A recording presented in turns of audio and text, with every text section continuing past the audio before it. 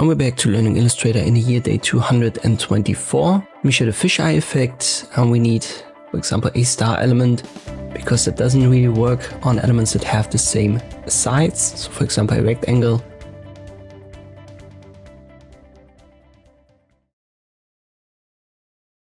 You can see it bloats it a little bit up in a positive direction for the bend, and it sucks it in a negative direction. There is no horizontal or vertical flip option.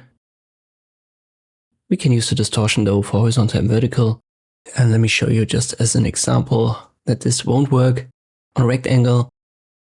And that's because it preserves the edges, at least for such elements where the sides are uniform.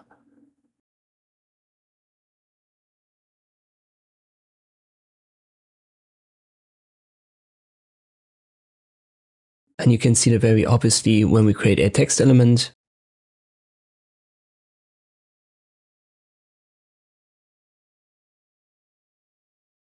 So this one gets bloated, but still the sides are being kept, so top, bottom, left, right would still be a straight line. Distortion I would keep here to 0 for a classic fisheye effect. You can even go very far up to like 65% in this case. Don't forget to confirm, and this is how you can create a fisheye effect in Illustrator. I hope this video was helpful, thank you for watching, and I'll see you next time.